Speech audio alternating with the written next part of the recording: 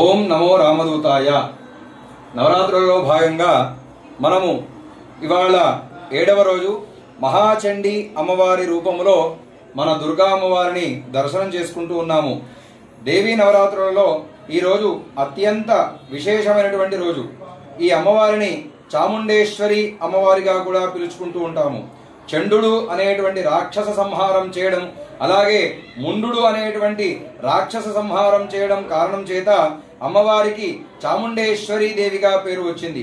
దేవీ భాగవతం ప్రకారంలో చాముండేశ్వరి దేవిని కొలిచేటువంటి వారికి గ్రహపీడలు తొలగుతాయని తెలుపబడుతుంది.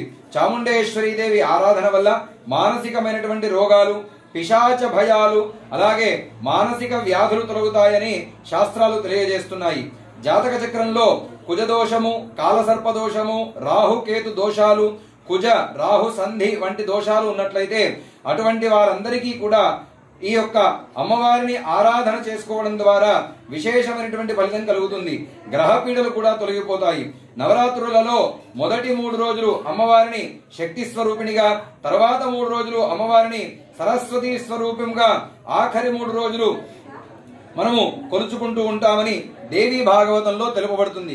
కావున ఈ యొక్క అమ్మవారి యొక్క అనుగ్రహాన్ని పొందుతూ, అమ్మవారిని ఆరాధన చేసుకుని అమ్మవారి ఆశీస్సులను పొందుతూ అభివృద్ధిని పెంపొందించుకోవాలని తెలియజేస్తూ ఓం నమో రామదూతాయ.